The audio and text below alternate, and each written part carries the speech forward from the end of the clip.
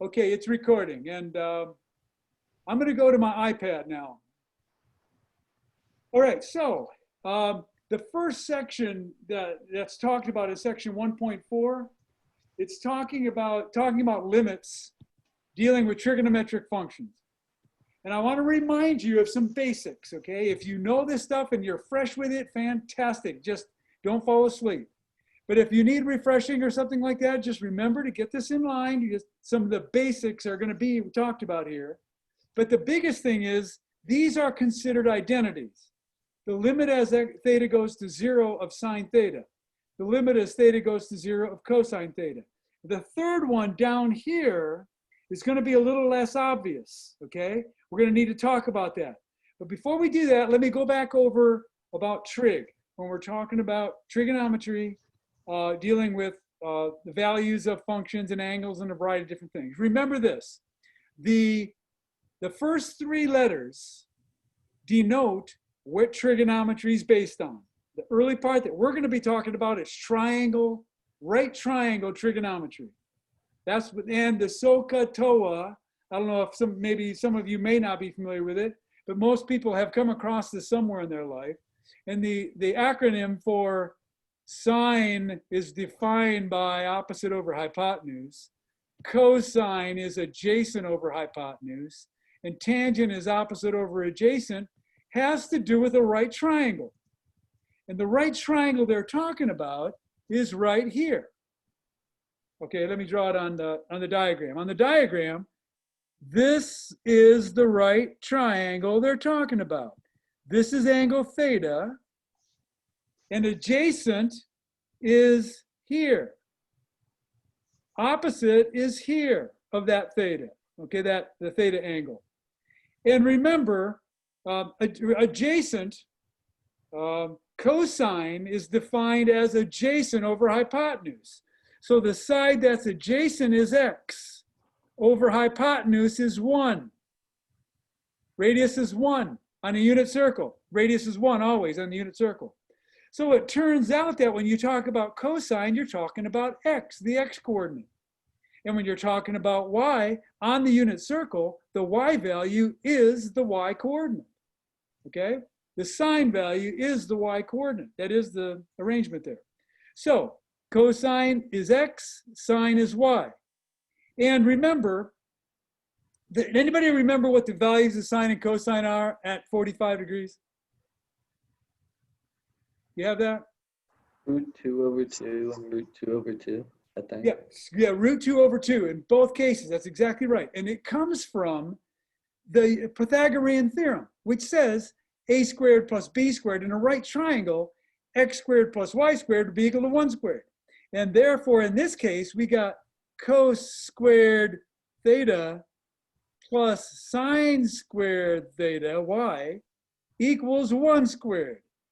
And that identity right there, you guys, you're going to need to have somewhere in your head, sine squared plus cosine squared or cosine squared plus sine squared equals 1, always, in every trig function.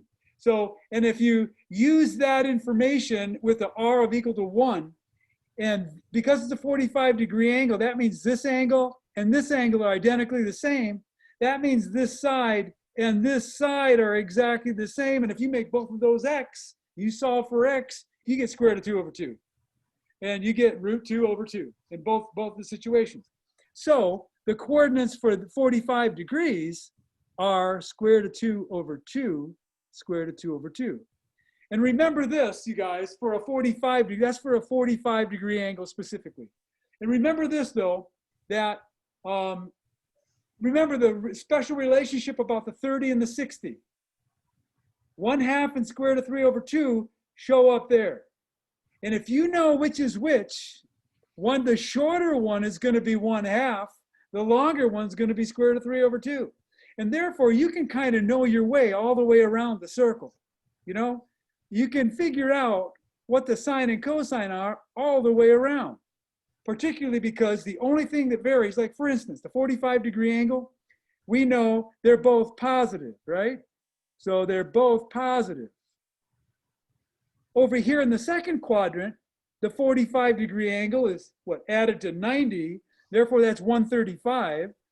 This is we've got the x value is negative and the y value is positive. They're both square root of 2 over 2. They're all square root of 2 over 2. This one down here is negative, negative, both square root of 2 over 2. They're both negative down here. What is that? 180 plus 45, that's what, 225? Okay, they're both negative, square root of 2 over 2. And what do we have here? This is 270 plus 45, so 315. This one is the x is positive and the y is negative. Okay, so for right now, it's just a matter of remembering that kind of scenario and remembering that the x is always the cosine and the y is the sine. Now with radians, remember this, you guys. A radian is, the radius is this length right here in the diagram. Well, if you roll that length up onto the circle itself, then 1 radian is equal to 1 radius of the circle. That's what it is. And then you go out a second one, you know, add 1 radius to this one. You get out to 2 radians out here.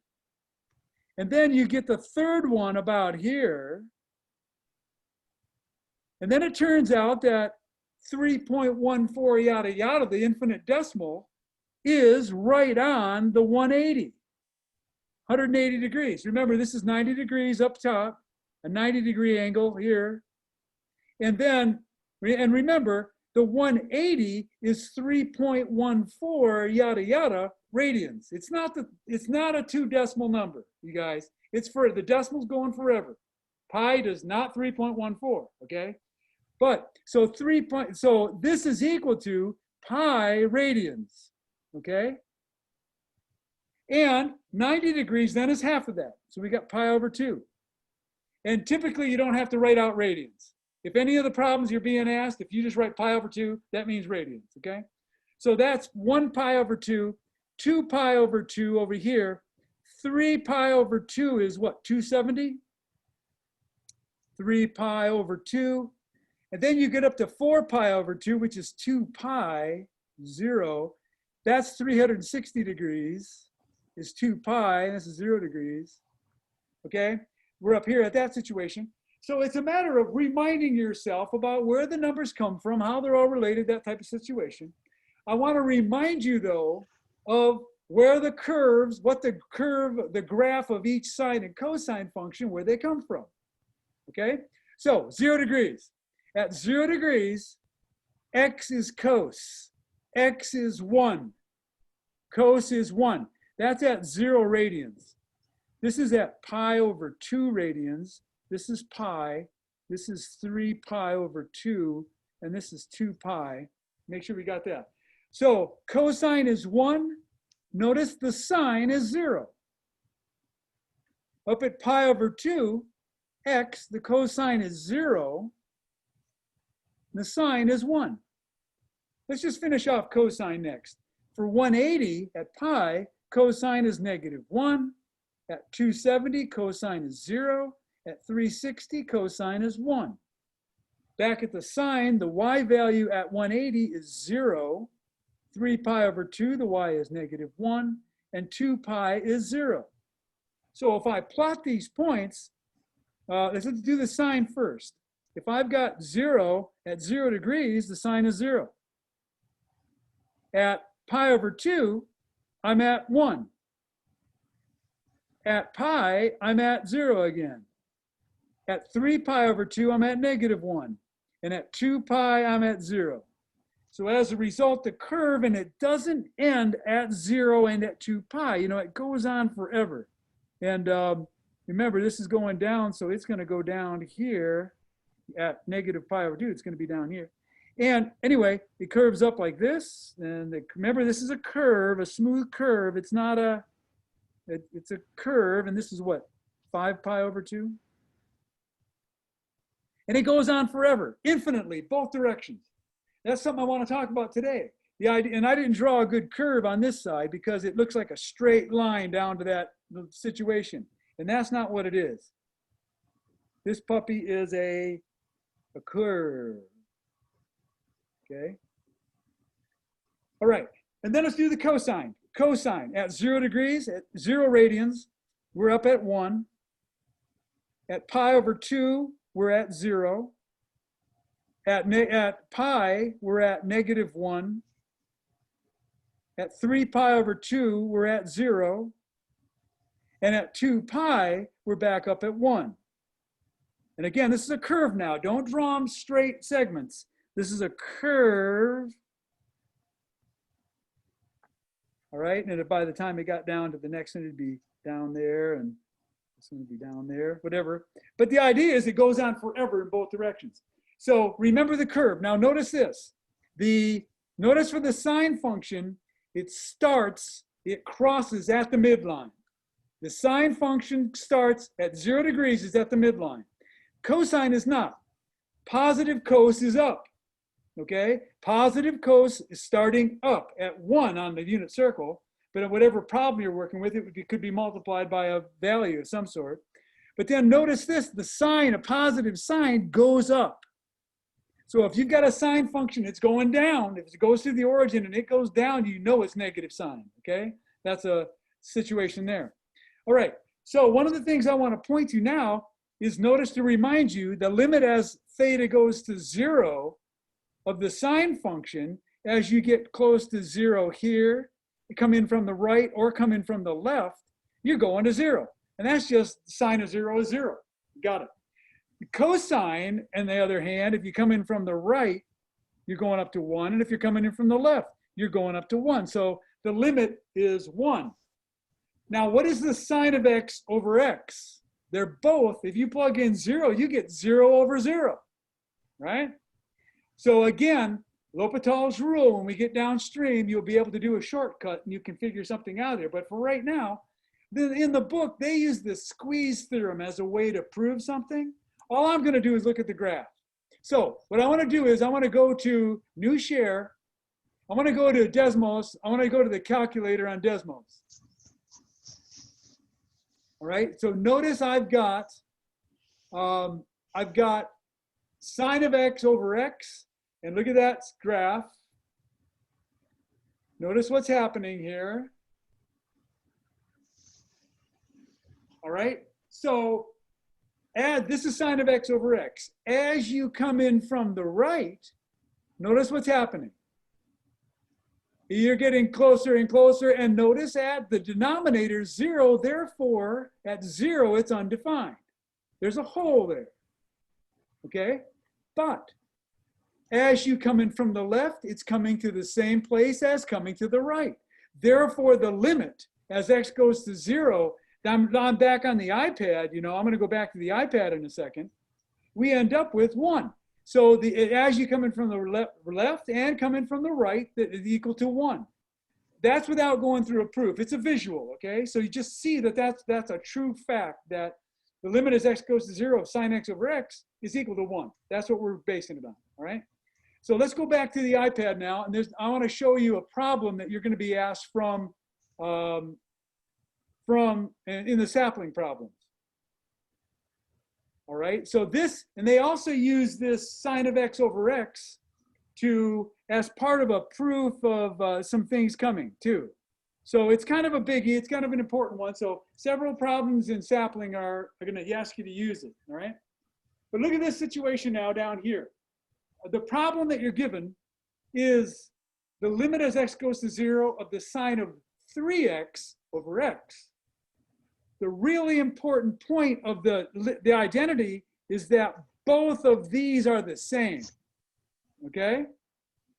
And one of the catches is, so the x on top, the value needs to be the same as what's on the bottom, whatever you're doing. Now in this case, it's not. But notice this.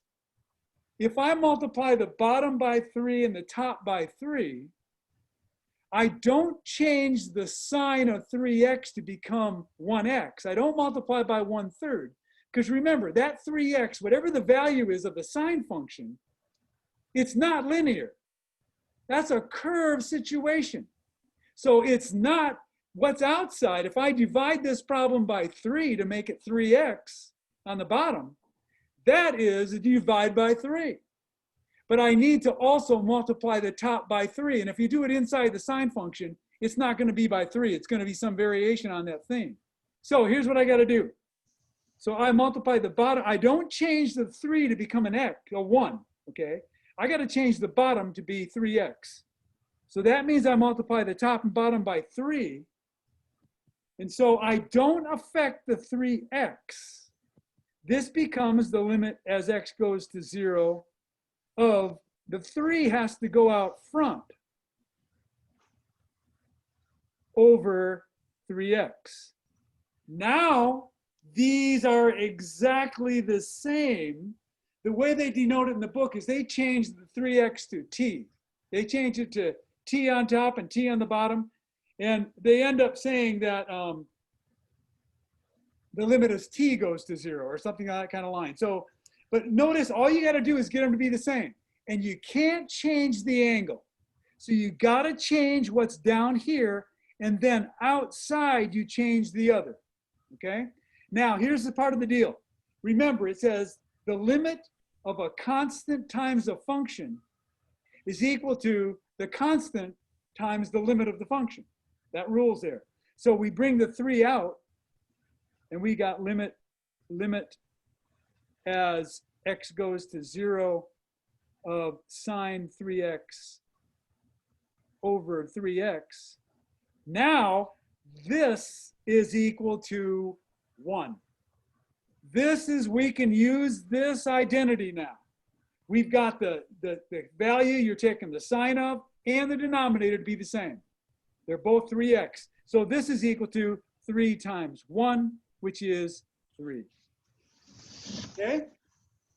There's a few different problems that they give, and there's one in the handout I'm going to show you right now in some of the slides I want to show you also that are a little different. So you got to catch the theme of that pretty well, okay? Be in tune with that, all right? There's several problems. There's about 6 or 7 problems that refer to something like that in the set. So make sure you take a look at those. Okay, what I want to do now is I want to go to, anybody have any questions about anything there? Yeah, Colin? So I see it's like, I guess it's the amplitude is 3. Once you multiply it by 3, how are you able to just like take it out and move it like 3 times the limit as x goes to 0? Right. So the limit as x goes to 0 of the sine of 1 divided by 1, as long as the 1 is the same, then that is 1. Okay. So you can just take the so you can just take the 3 and just move it to like outside of the limit. That's right. This, okay. The rule says that we can take the 3 out front. That means I got the 3 out here instead. Okay. And that becomes 3 times 1. Gotcha. Okay, that makes sense. So you're using the thing before to turn it into 1, and then you just multiply. Exactly right. Gotcha. Okay. When you're working through problems, you don't absolutely have to show every step. It's part of getting it down. But you got to make sure you get the concept that to get to here, it doesn't come automatically from this. That 3 is out front, and then this is 3 times 1, you know? So we got to be conscious of that. Okay, any other questions at all? Okay, let's go to, I want to go to the text and my desktop, and let's go to Sapling. Okay, now, can you see the slides? Everybody see the signs? Okay, fantastic. Okay. Yeah. Now, very good. That's what I was concerned about. Okay, so this is slides from, if you can go back and look at them, they're in the sapling for this section. You can look it up in section 1.4. It says slides, lecture slides 1.4 and 1.5 together. And today, right now, I'm just going to do 1.4. So, like I said a minute ago, in the text, they use the squeeze theorem to show that it's equal to 1, that identity for sine of x over x, limit going to 0. But we didn't do that. I'll make reference to squeeze theorem later. It's kind of an interesting one. You can use it in Calc 2 a bunch. We're not going to use it much more here. I'll make reference to it, but it's not going to be something you need to have down mastered. But find limits involving trig functions, determine where trig functions are continuous, and determine where an exponential or logarithmic function is continuous. Okay, that's coming. So look at this now. These are the identities. The first three are the ones we just talked about. The sign of 0 is 0. Therefore, this is the limit is 0. The cosine of 0 is 1. Therefore, the limit as x goes to 0 is 1. Now, this one right here we just showed, okay, that the limit as theta goes to 0 of this ratio, as long as these two are the same, that equals 1. All right? And this last one, this one we're going to be using to show in a proof in particular. This one's less critical in that direction, so I'm not going to dwell on this as much. We're going to stay on this right now, and if anything shows up on, and that's what they show in sapling also. So if I ask anything on the quiz or assessment, it'll be a sine and not this cosine one, okay? That's downstream. Okay? So here's the problem. Very similar to what we did. Look what they do here. You're given sine of 2 theta over theta. They multiply the bottom and top to get these the same. Multiply the bottom by 2. Therefore, don't multiply the angle. Multiply on the outside by 2. Okay? And then they change it to t. Okay? And they just want to show that it's like x, you know, that rules that way. The limit of x goes to 0 of this. These are the same. That's equal to 1. So you can go from here to bring the 2 out front like I did. They brought the 2 out front. And then you don't worry about changing this to t if you don't want to. If you want to, feel free. But that means you got to change this to t also. And so be careful because one thing they didn't do quite perfectly is notice they're calling this t, which is 2 theta, and they're calling this t, which is theta. There's a little bit. So they're cutting some corners that aren't exactly perfect, okay? So it works out to be the same this time, but that's a little careless, okay? So, but then it turns out the answer is 2 times this is 1, okay? Because these two are the same, and if you left this 2 theta and 2 theta, that would be fine, or 2x or whatever it is. That's 2 times 1 is 2. Okay, now watch this. Okay, this time, so they ask little variations in sapling, a couple of problems that I ask you to do. This problem has theta in the bottom, and that's what the identity is. This one doesn't. So what they had to introduce was you multiply by 1 over theta on top and 1 over theta by here, down here, okay? That means you don't change anything. It's like 1 over x and 1 over x. You multiply top and bottom by the same thing.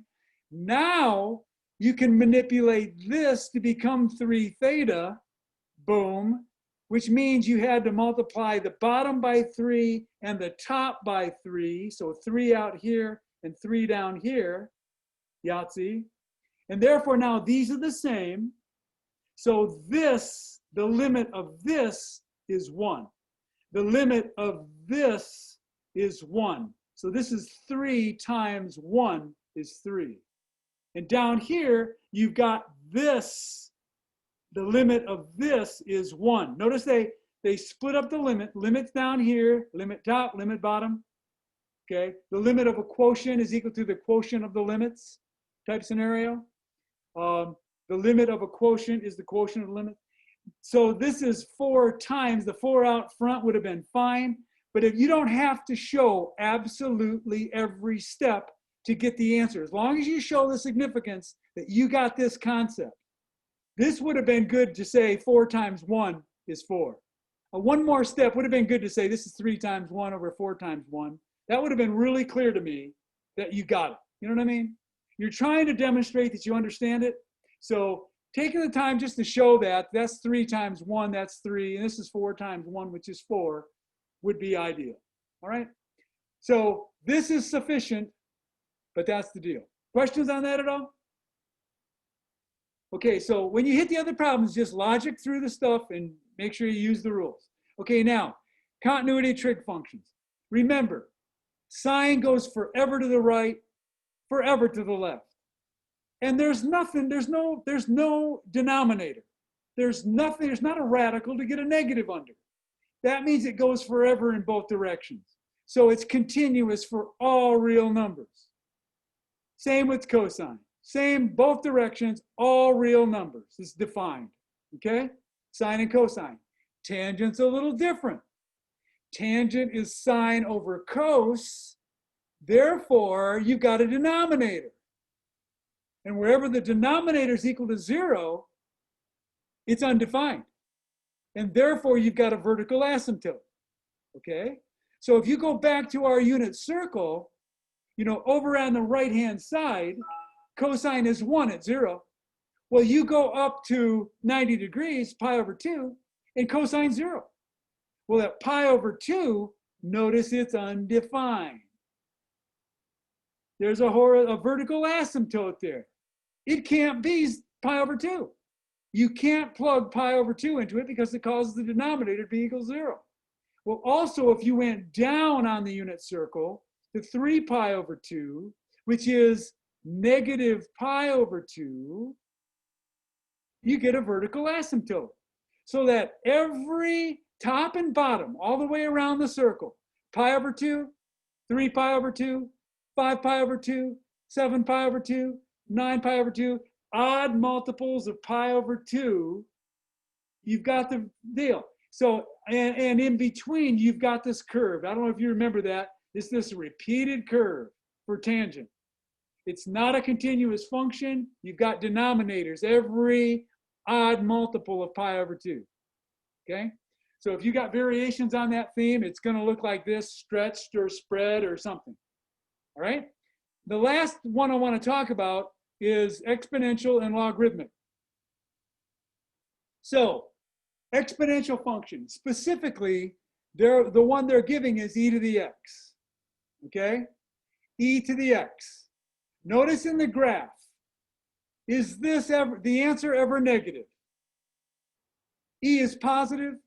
You can plug in positive numbers and negative numbers into the exponent. You can't make the answer to this question negative. So they're all above the x-axis. You can plug in a negative x. Remember what e to the 0 is. E to the 0 is 1. So this is 1. E to the 1, you go over to 1, you go up to, what is that? That's, you've got 1 here, you've got 2 here, 2.7 yada, yada, yada, which is e. Right here, e to the 1 is 2.7. Plug in e to your calculator, remember what it is. 2.71 yada, yada. Feel free to do that. Okay, so notice what this statement is then. There's nothing you can plug in. There's no problems. All real numbers are in the domain of exponential functions. And that's true if it's e to the x or if it's 10 to the x. 10 to the x is also log. It's related to the log function, right? Base 10.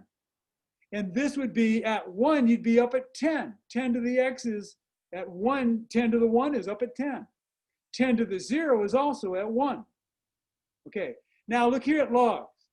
We got an issue here. Okay, there's a problem here. Remember the situation when you're talking about logs. I'm going to go back to my iPad just for a quick second.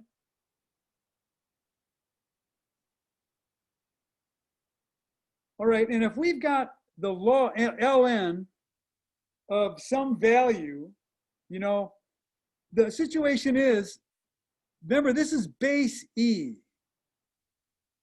The log of what will give you x? This is saying e to the x equals what number? So notice this. When you look at the e to the x function, it's always positive. So notice that x in this case, there is nothing you can plug in for x. There's no value of x you can plug in here to get this would be equal to the value. So you got the base to the x power equals this. Remember how that translates. So the situation is there is no power of x that will make this thing negative. And so you can't make it negative. In other words, x X cannot be made negative. It can't happen. So that's why it was saying it was undefined. Do the log function on your calculator, log of X. And also do ln of X on your calculator. It's to the right-hand side. X can never be negative, okay? So the situation, there's no way to make that a negative value. You can't do it, okay? So the circumstance is X can't be negative when you talk about log functions. All right, now, that is basically what I have for today, all right? Does anybody have any questions about anything? Let me see if we finished that. Yeah, that was it for the slides. Next is section 1.5, and I'll talk about that tomorrow, okay? So I encourage you to dive in, try the 1.4 problems. Get on and get those ready. And so you can start the 1.5s later. Get the 1.1 to 1.3, get those down. I'm gonna include those. They're gonna be fair game on the quiz on Thursday. So I'm gonna keep it very basic, short. So it can't be too many questions and they can't be too complicated, okay? It's gonna be a short quiz. So don't be sweating it too much, but at the same time, get down, do the 1.4 problems, do the 1.5 problems that I'll give you tomorrow, all right? 1.4 is up on Sapling, so feel free to do them. Any other questions at all right now? Okay, great. So what I'm going to do, there were a couple of people that, there were 2 people that weren't here. I'm going to put the recording up for those people. And if you want to go back and look at what I talked about today, feel free to do it. It's going to be fair game. It takes a while for YouTube to process this stuff. So it'll be a little later this afternoon before it's up. But feel free to go back. I'll have it under Monday class recording, something like that, okay? So, and it'll be for 107 specifically. I said 106. You guys are 106. So it'll be 106 explicitly, all right? Well, that's it then. That's all I have. And feel free to linger if you want. I'm going to have office hours over in the Zoom office hours at 3. Feel free to join me there if you've got questions you'd like to ask.